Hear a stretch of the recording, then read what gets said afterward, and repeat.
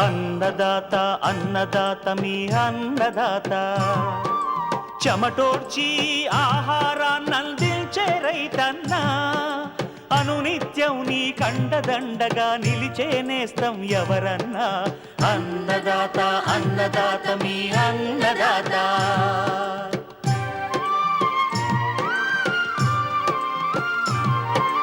నూతన రీతుల సాగుబడికి, నూరింతలు పెరిగే దిగుబడికి సూచనలిచ్చే సస్య రక్షణకు, పశు పోషణకి శాస్త్ర విజ్ఞానం అందించి ముందుకు నడిపే తెలుగు రైతు భారతదేశానికి మకుటం అయ్యేలా తీర్చిదిద్దే ఆశయంతో మిమ్ము మేలు కొలిపేది అన్నదాత. అన్నదాత అన్నదాత మీ అన్నదాత. అన్నదాత అన్నదాత మీ అన్నదాత. అన్నదాత ప్రేక్షకులకు నమస్కారం. ఈనాటి ముఖ్యాంశాలు: బొప్పాయిలో వైరస్ తెగుళ్లు యాజమాన్యం,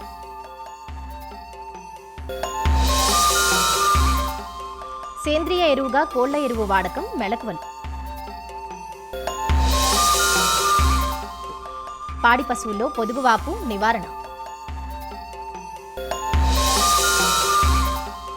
ఇంకా జై కిసాన్ వ్యవసాయ సమాచారం.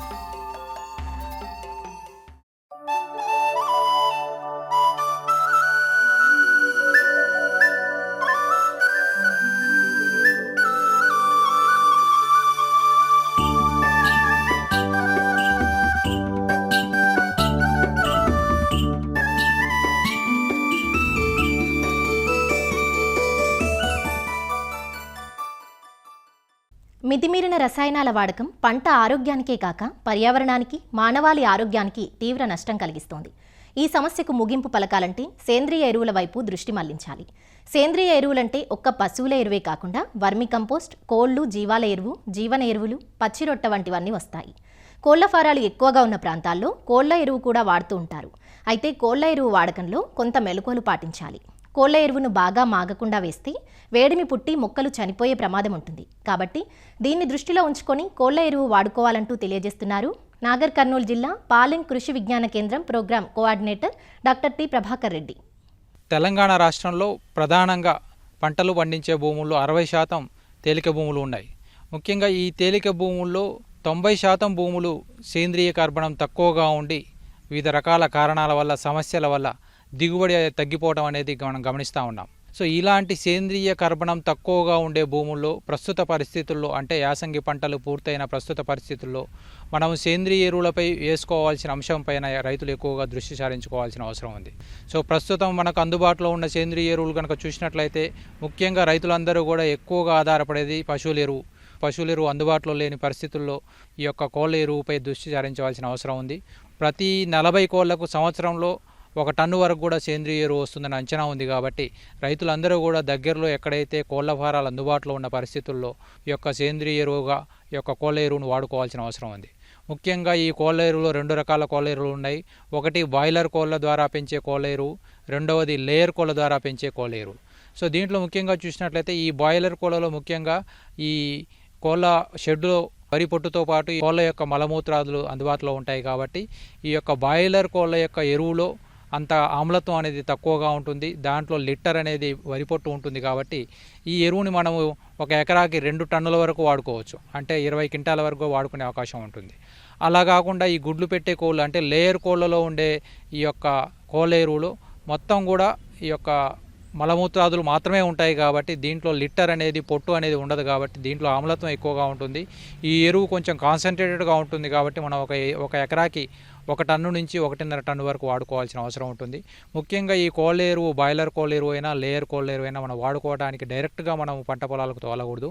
వీటిలో ఆమ్లత్వం ఉండడం వల్ల వీటిని షెడ్డులోంచి తీసిన తర్వాత 2 నెలల వరకు షెడ్డు బయట కుప్పలుగా పోసి బాగా మాగనిచ్చి కుళ్ళిపోయిన తర్వాత దీంట్లో 1 టన్నుకు 10 కిలోల వరకు మన యొక్క సింగిల్ సూపర్ ఫాస్ఫేట్ వేసి దాన్ని బాగా మాగనిచ్చి మనం పంట పొలాలకు తోడుకోవడం వల్ల దీంట్లో యొక్క పోషకాల స్థాయి అనేది ఎక్కువగా ఉంటుంది. పోషకాలు అందుబాటులోకి వచ్చే అవకాశం ఉంటుంది. కాబట్టి మనకు అందుబాటులో ఉండే కోళ్ళ ఎరువుని తీసుకొని దాంట్లో ఉండే యొక్క ఆమ్లత్వాన్ని మనం గమనించి దాని ఆధారంగా మనం తోలుకోవాల్సిన అవసరం ఉంటుంది. ఒక 100 కిలోల కోళ్ళ ఎరువులో 3% నత్రజని, 2% భాస్వరం, దాంతోపాటు 2.5% వరకు కూడా పొటాషియం అందుబాటులో ఉంటుంది. కాబట్టి వీటి ద్వారా మొక్కకు పోషకాలు అందడమే కాకుండా ఈ యొక్క భూమిలో నీటిని పట్టి ఉంచే శక్తి పెరుగుతుంది, పోషకాలను పట్టి ఉంచే శక్తి పెరుగుతుంది. దాంతోపాటు ఈ యొక్క రసాయన ఎరువుల యొక్క వినియోగ సామర్థ్యం కూడా పెరగడం వల్ల మనం వేసుకునే రసాయన ఎరువుల మోతాదు కూడా కొంతవరకు తగ్గించుకొని దానిపైన పెట్టే ఖర్చును కూడా తగ్గించుకునే అవకాశం ఉంటుంది. కాబట్టి తప్పనిసరిగా మనకి సేంద్రియ ఎరువులు వేసుకోవాలనుకున్నప్పుడు మనకు అందుబాటులో ఉండే పశువుల ఎరువు లేదా కోళ్ళ ఎరువు లేదా గొర్రెల ఎరువు లేదంటే పచ్చి రొట్టె ఎరువులు మనకు అందుబాటులో ఉంటాయి. కాకపోతే ప్రస్తుత పరిస్థితుల్లో మనకు కోళ్ళ ఎరువు లభ్యత అనేది ఎక్కువగా ఉంది. కాబట్టి తప్పనిసరిగా ప్రతి రైతు కూడా మనకు దగ్గరలో అందుబాటులో ఉండే ఈ కోళ్ళ ఎరువును వాడుకొని దాంట్లో ఉండే ఆమ్లత్వాన్ని వాటిని గమనించి దాని ఆధారంగా మనం చేసుకోవాల్సిన అవసరం ఉంటుంది. ముఖ్యంగా ఈ ఎరువు వేసుకునేటప్పుడు చాలామంది రైతులు కూడా దుక్కి దున్నకుండా వేస్తున్నారు. దీనివల్ల వర్షం పడినప్పుడు ఎరువుతో పాటు నీరు కూడా కిందికి వెళ్ళిపోయే అవకాశం ఉంటుంది. కాబట్టి దుక్కి దున్నిన తర్వాత ఈ కోళ్ళ ఎరువుని సమానంగా వెదజల్లి దాంట్లో కలిసేటట్టు చేసుకోవడం ద్వారా మనకు చాలా వరకు కూడా ఈ యొక్క సేంద్రియ ఎరువు అనేది భూమిలో కలిసిపోయే అవకాశం ఉంటుంది. పడిన వర్షం కూడా లోపలికి ఇంకిపోయే అవకాశం ఉంటుంది. చాలామంది రైతులు మెట్ట ప్రాంతాల్లో ఈ యొక్క కోళ్ళ ఎరువును ముందుగానే తీసుకెళ్లి పొలాల దగ్గర కుప్పలుగా పోస్తున్నారు.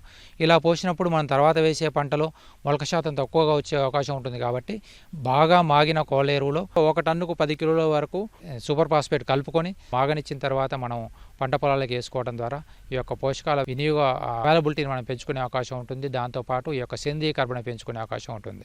సో దీని ద్వారా రాబోయే పంటలకు దిగుబడి కూడా పెంచుకునే అవకాశం ఉంటుంది. కాబట్టి తప్పనిసరిగా రైతులందరూ భూసార పరీక్షలు చేయించుకొని దాని ఆధారంగా సేంద్రియ ఎరువులు వేసుకోవడం ద్వారా మనం రాబోయే పంట కాలంలో దిగుబడి పెంచుకునే అవకాశం ఉంటుంది.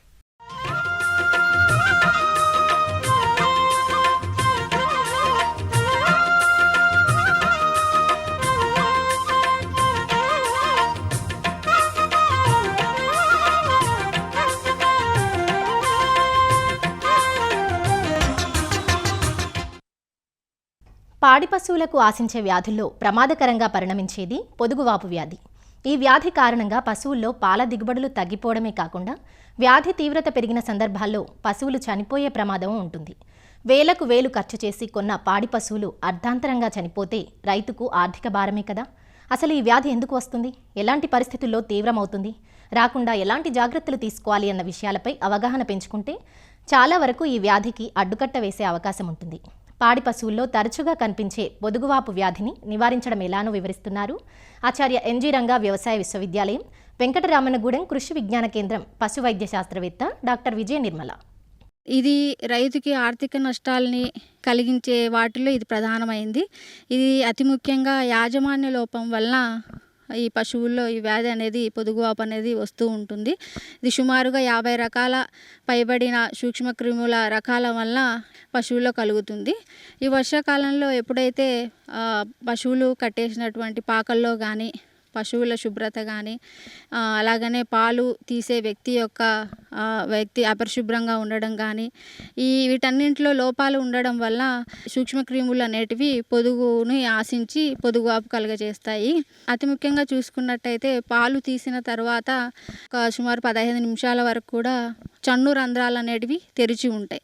ఆ చన్ను రంధ్రాలు తెరిచి ఉన్నప్పుడు ఎప్పుడైతే పశువు నేల మీద కూర్చున్నప్పుడు ఈ అపరిశుభ్రంగా ఉన్నటువంటి నేలను ఆ చన్నులు తాకినప్పుడు చన్నుల రంధ్రాల ద్వారా సూక్ష్మక్రిములు అనేటివి లోనికి ప్రవేశించి పొదుగు కణజాలాన్ని ఆశించి అక్కడ వాటి సంఖ్యని అభివృద్ధి చేసుకుంటాయి.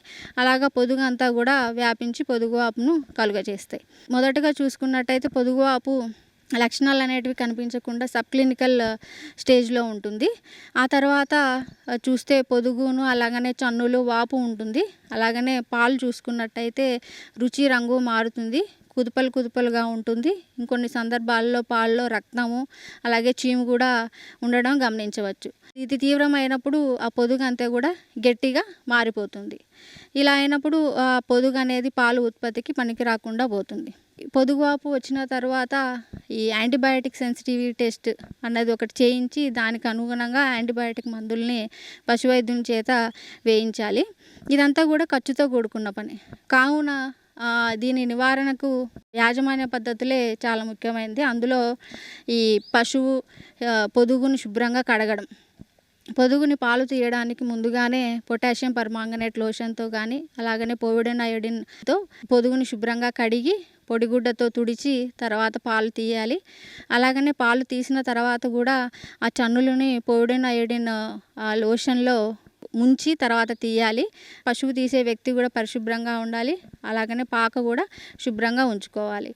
వ్యాధి తీవ్రత ఎక్కువ అయ్యేదానికంటే ముందుగానే సబ్ క్లినికల్ స్టేజ్లో ఉన్నప్పుడు రైతే సొంతంగా తమ ఇంటి వద్ద SFMT టెస్ట్ అనేది చేసుకోవచ్చు. ఇది సర్ఫెక్సెల్ ఫీల్డ్ మాస్టైటిస్ టెస్ట్ అంటాం. అంటే తమ ఇంట్లో అందుబాటులో ఉన్నటువంటి సర్ఫ్ పౌడర్ని ఒక 3 గ్రాములని 100 మిల్లీలీటర్ల డిస్టిల్ వాటర్తో కలిపి ఆ 3% సొల్యూషన్ని ఉపయోగించి ఒక 5 ml ఈ 3% SFMT రియేజెంట్ తీసుకుంటే అలాగనే ఒక 5 ml పాలని దాన్ని కొంచెం మిక్స్ చేసి చూస్తే పొదుగాపులోన ఉన్నట్లయితే మనకు అంతా కూడా జెల్గా మారుతుంది, జిగటగా అవుతుంది. అలా అయినట్టయితే అది అందులో పొదుగాపు ఆల్రెడీ మొదలైందని అర్థం. లేదు నార్మల్గా పాలలాగా ఉన్నట్టయితే పొదుగాపు లేదని అర్థం. ఈ విధంగా రైతులు సొంతంగా వాళ్ళ ఇంటి దగ్గరే ప్రతి 15 రోజులకు ఒకసారి ఈ టెస్ట్ చేసుకోవడం వల్ల కూడా మనం పొదుగాపు తీవ్రత ఎక్కువ అవ్వకుండా అలాగనే ఖర్చు కూడా తగ్గించుకోవచ్చు.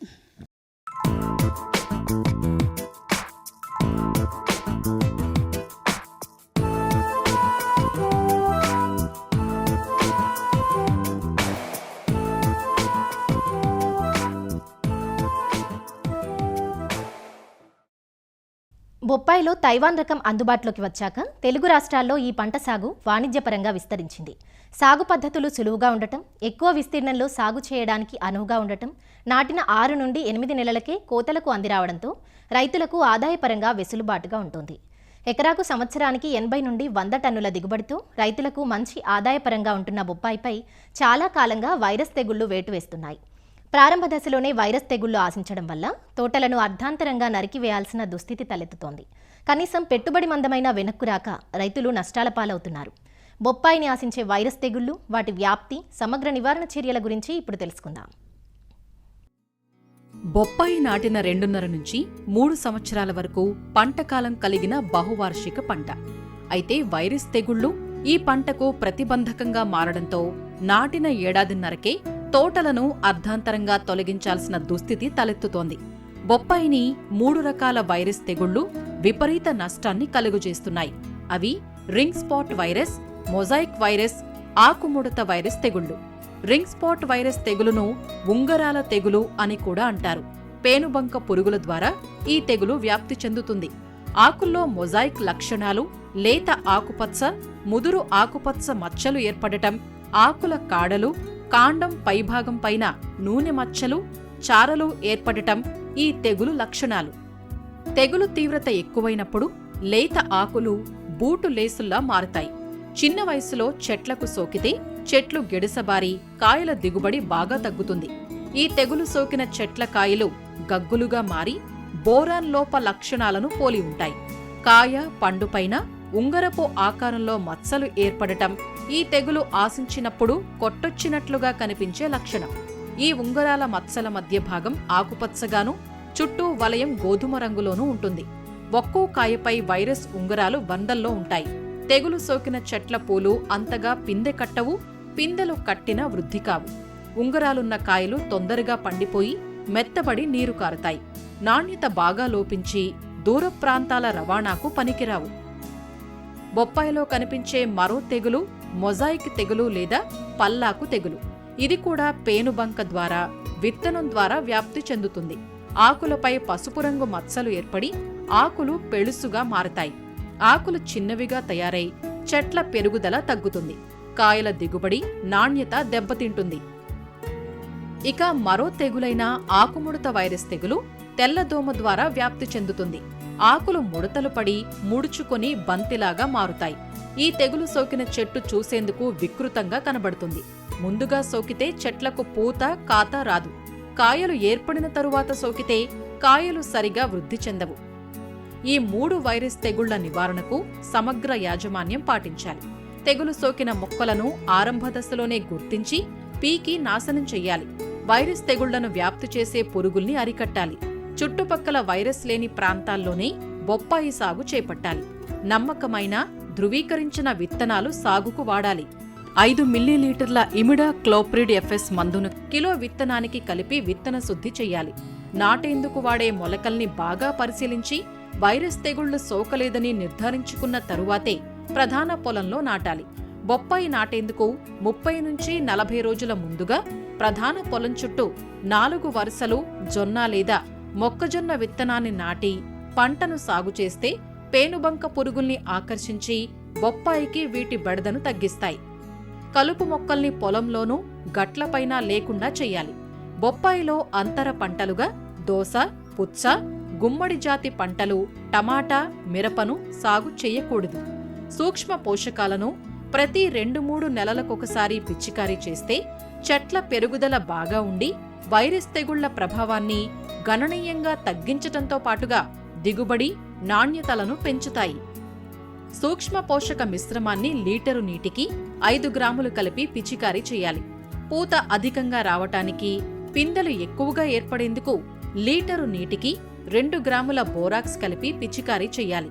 బొప్పాయిని అదే భూమిలో ఏళ్ల తరబడి సాగు చేసినప్పుడు వైరస్ తెగుళ్ల ఉధృతి ఎక్కువగా ఉంటుంది.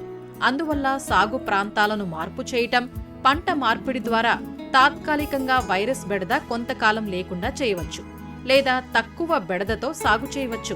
వైరస్ తెగుళ్లను వ్యాప్తి చేసే పేనుబంక, తెల్లదోమల నివారణకు పసుపు రంగు జిగురు అట్టలను ఎకరాకు 10 నుంచి 12 ఏర్పాటు చేసి వాటిని ఆకర్షించాలి. లీటరు నీటికి 2 మిల్లీలీటర్ల మిథైల్ డెమెటాన్ లేదా డైమిథోయేట్ లేదా ఫిప్రోనిల్ లేదా 0.4 మిల్లీలీటర్ల ఇమిడా క్లోప్రిడ్ లేదా 1.5 గ్రాముల ఎసిఫేట్ మందులను మార్చుతూ పిచికారీ చెయ్యాలి.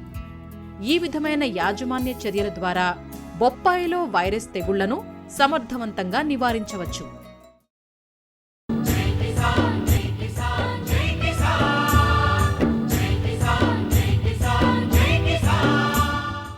వ్యవసాయ సమాచారం ఇప్పుడు జై కిసాన్లో చూద్దాం. అకాల వర్షాలు అన్నదాతలకు తీరని నష్టం కలుగజేశాయి.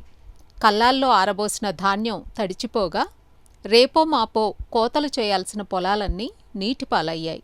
తెలంగాణలోని వరంగల్, జయశంకర్ భూపాల్పల్లి, ములుగు జిల్లాల్లో భారీ వర్షాలు రైతుల పాలిట శాపంగా మారాయి. ఆరుగాల కష్టం పంట చేతికందే సమయంలో తుడిచిపెట్టుకుపోయిందని రైతులు ఆవేదన చెందుతున్నారు. నేను 5 ఎకరాల పొలం నాటు పెట్టాను.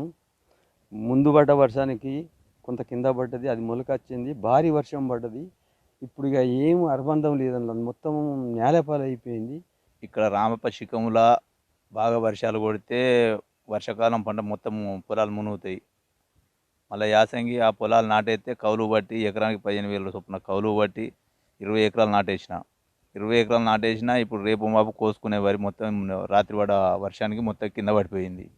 మొన్న పడ్డ వర్షానికి కింద పడ్డది, కొంత మొలకలు వచ్చింది. రాత్రి పడ్డదానికి మొత్తమే పోయింది. వర్షాకాలం అధిక వర్షపాతంతో రామప్ప యొక్క చెరువు నీళ్లు మత్తడి దాడిపోవడం వల్ల పంట నష్టపోవడం జరుగుతున్నది. యాసంగి కాలంలో పంట వేసుకుంటే ఈ అకాల వర్షంతో పూర్తిగా నష్టపోవడం అనేది జరుగుతున్నది. రామప్ప శిఖం భూములలో మేము దాదాపుగా కొన్ని వేల ఎకరాలు సాగు చేయడం జరిగింది. నేను ఒక 15 ఎకరాలు సాగు చేయడం జరిగింది. 2 ఎకరాలు పొలం కోసి అక్కడ పోసిన అవి అక్కడ దడడం జరిగింది. ఎకరానికి దాదాపుగా 30,000 రూపాయలు ఖర్చు పెట్టి రాత్రి పగలు అనే తేడా లేకుండా కష్టపడి పంటలు పండించి కోసే సమయానికి రాత్రి పడిన అకాల వర్షంతో భారీ ఎత్తున నష్టపోవడం జరిగింది. ఇప్పుడు కోయాలన్నా ఇబ్బందికరంగా ఉంది. కోసిన పంట ఖర్చు ఎక్కువగానే అవుతుంది. వచ్చే లాభం అనేది ఏది లేకుండా పోవడం జరిగింది. కల్లాలలో పోసిన వడ్లను అమ్ముకుందామంటే మ్యాచర్ అని చెప్పి రైస్ మిల్లర్స్ మమ్మల్ని ఇబ్బందులకు గురి చేయడం జరుగుతున్నది. భూపాల్పల్లి, రేగొండ, ఘనపురం, చిట్యాల, మొగుళ్లపల్లి, టేకుమట్ల మండలాల్లో మరో 10 రోజులైతే వరి కోతలు పూర్తయ్యేవి. భారీ వర్షం కురవడంతో పంట కోయడం కష్టమేనని రైతులు ఆవేదన చెందుతున్నారు. వర్షాకాలం అట్లా దెబ్బతిన్నదంటే వరదలకు పోయి ఇప్పుడు అక్కడికి వస్తుంది అనుకుంటే ఇక ఈ కథ అయింది. పెట్టుబడి సుతం రాదు, ఇలా కోసుడు ఎట్లా చేసుడు ఎట్లా ఇదంతా కొట్టుకపోయింది. ఇవన్నీ చేస్తే ఇప్పుడు నోట్లకి వచ్చే టైంకి ఇగో ఇట్లా అయింది పరిస్థితి. మా పరిస్థితి మేము ఎవరికి చెప్పుకోవాలి, ఏం చేయాలి? అకాల వర్షాలకు మాత్రం తీవ్ర వరి అడ్డం పడి తీవ్ర నష్టం జరిగింది. మరోపక్క వర్ధన్నపేట మండలం ఇల్లందు మార్కెట్ యార్డులో అమ్మకానికి సిద్ధంగా ఉన్న ధాన్యపు రాసులు వరద నీటి ధాటికి తడిసి ముద్దయ్యాయి. అధికారుల నిర్లక్ష్యం అన్నదాతలకు శాపమైంది. ధాన్యం తరలించి 10 నుంచి 15 రోజులు కావస్తున్నా కొనుగోళ్లు నిర్వహించకపోవడంతో అనేక ఇబ్బందులు ఎదుర్కొంటున్నామని రైతులు వాపోతున్నారు. ఒడ్లు తీసుకొచ్చి 18 రోజులు అవుతుంది. 3 సార్లు తిరగబోసాం సరుకు. తిరగబోసినాం, మ్యాచర్ వచ్చింది. 10 నిమిషాలకు గంట అర్ధ గంట చెప్పుకుంటా ఇట్లా ఇన్ని రోజులు గడిపిండ్రు. పరదాలు ఇచ్చిన మార్కెట్ వాళ్ళు మీద కప్పినా కానీ కిందికి వెళ్ళి నీళ్ళు మొత్తం బయటికి వెళ్ళిన జరిగింది. ఆరబెట్టిన ధాన్యం మాత్రం తడిచింది. ఇల్లు వాళ్ళు తీసుకోవడం లేదు. ఆరబెట్టి పంపినా ఇది నల్లబడ్డాయి అంటాను, మాకు వద్దని అంటాను. మరి రైతు ఏం చేసుకుంటాడు? ఆరబోసుకొని ఇటు తెచ్చి 10 రోజులు అయింది. ఇక 10 రోజుల కాంచానికి సీరియల్ ప్రకారంగా కాంట పెడతాను ఉన్నారు. కాంట పెడితే మొన్న వర్షం పడ్డది, అడుగున తడిచినాయి. ఆ ఒడ్లు ఈ ఒడ్లు ఒకసారి కాంట పెట్టాలనుకుంటే మళ్ళీ కాంట పెడతాగానే మళ్ళీ ఈ తిరగబోతాను వర్షం పడుతున్నది. తొందరగా కాంట పెట్టుకొని మాకు రైతులను కొంచెం మేలు చేస్తే ఏవల పని మేము మళ్ళీ వ్యవసాయం చేసేయడానికి మాకు సిద్ధం ఉంటాం. ఒడ్లు పోసిన కొనుగోలు అయితలేవు, తడతానాయి. అది అడతానే తిరగబోతాను కొనుగోలు అయితలేవు. కాంటలు కూడా సరిగ్గా అయితలేవు. ఇక ఇవే ఇబ్బంది అవుతాయి మాకు. ఇక ఆంధ్రప్రదేశ్లో రాయితీ పచ్చిరొట్ట విత్తనాల పథకం అమలు మొదలైంది. జనుము, జీలుగా, పిల్లి పెసర విత్తనాలను 50% రాయితీపై పంపిణీ చేయడానికి వ్యవసాయ శాఖ సమాయత్తమైంది. ఈ మేరకు రైతులు సమీపంలోని రైతు భరోసా కేంద్రాలను సంప్రదించాలని సూచిస్తున్నారు. భూసారం పెంపుకు ఈ పంటలు ఎంతగానో ఉపయోగపడుతున్నందున రైతులను చైతన్యపరచాలని అధికారులు చెబుతున్నారు. దుక్కులు దున్నుకుని సిద్ధంగా ఉంచిన పొలాల్లో తగినంత వర్షం కురవగానే పచ్చిరొట్ట విత్తనాలు చల్లుకోవాలని సూచిస్తున్నారు. 2-3 రోజులుగా తొలకరి వర్షాలు మొదలైనవి. ఇప్పుడే రైతాంగం అంతా కూడా వేసవి దుక్కులు మొదలుపెట్టి దున్నేటువంటి సమయం ఆసన్నమైంది. ఈ సందర్భంగా గత కొద్ది సంవత్సరాలుగా రైతుల్లో పచ్చిరొట్ట పంటలు పండించి భూమిలో కలయిదున్నట్టు అనేటువంటిది బాగా అవేర్నెస్ పెరిగింది. ఆ చైతన్యంతో ఈ సంవత్సరం కూడా పచ్చిరొట్ట పంటలైనటువంటి జీలుగా, జనుము, పిల్లి పెసర పండించడానికి రైతులు సన్నద్ధమవుతూ ఉన్నారు. ముఖ్యంగా జీలుగా, జనుము, పిల్లి పెసర ఈ 3 కూడా ప్రస్తుత పరిస్థితుల్లో పంట మార్పిడి సాధ్యం కానటువంటి పరిస్థితి కానీ, సేంద్రియ పదార్థము భూమికి చాలా అత్యవసరం. రైతాంగం పశువుల ఎరువు కానీ ఇతర రూపాల్లో సేంద్రియ పదార్థాన్ని భూమికి అందించలేనటువంటి పరిస్థితుల్లో భూమి యొక్క ఆరోగ్యాన్ని, భూసారాన్ని పెంపొందించాలంటే తప్పనిసరిగా మరి పచ్చిరొట్ట పంటలు పండించి వాటిని సరైన సమయంలో భూమిలో కలయిదున్నేటట్లయితే ఆ విధంగా భూమికి మనం ఈ సేంద్రియ పదార్థాన్ని అందించటం, తద్వారా భూమి ఆరోగ్యాన్ని, భూమి యొక్క సారవాన్ని కూడా పెంచడానికి అవకాశం ఉంటుంది.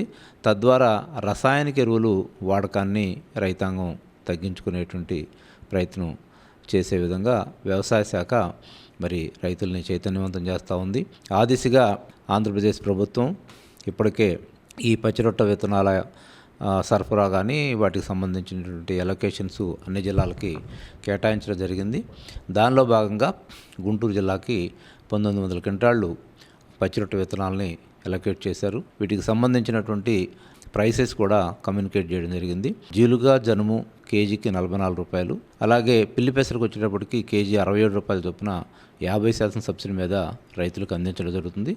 రైతులు పే చేయాల్సినటువంటి అమౌంట్ వచ్చేటప్పటికి కేజీకి జనుము 44 రూపాయలు, జీలుగా 44 రూపాయలు, అట్లాగే పిల్లి పెసర 67 రూపాయల చొప్పున పే చేసి సంబంధిత ఆర్బీకేల దగ్గర నుంచి రిజిస్ట్రేషన్ చేయించుకొని నగదు జమ చేసిన తర్వాత ఏపీ సీడ్స్ నుంచి విత్తనాలు అక్కడికి సరఫరా చేయబడతాయి. సరఫరా చేసిన తర్వాత రైతులు వాటిని కొనుగోలు చేసుకొని వర్షాలు పడిన వెంటనే పచ్చిరొట్ట విత్తనాలు కూడా ఎదజల్లి కనీసం ఒక 30 నుంచి 40 రోజులు పంట వ్యవధి చూసుకొని వాటిని కనుక భూమిలో కలయిదున్నేటట్లయితే భూమి సారవంతం అవుతుంది.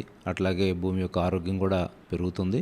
తద్వారా రసాయనిక ఎరువులు కూడా తగ్గించాలనేటువంటిది ప్రభుత్వం యొక్క ఉద్దేశం. కేంద్ర ప్రభుత్వం కూడా పిఎం ప్రణామ్ అనేటువంటి పథకం ద్వారా రసాయనిక ఎరువుల యొక్క వాడకాన్ని, యూరియా, డిఏపి, కాంప్లెక్స్ ఎరువుల వాడకాన్ని తగ్గించడంలో భాగంగా మరి ఈ పచ్చిరొట్ట విత్తన పంటలను కూడా పండించాలనేటువంటిది ఒక టార్గెట్గా పెట్టడం జరిగింది.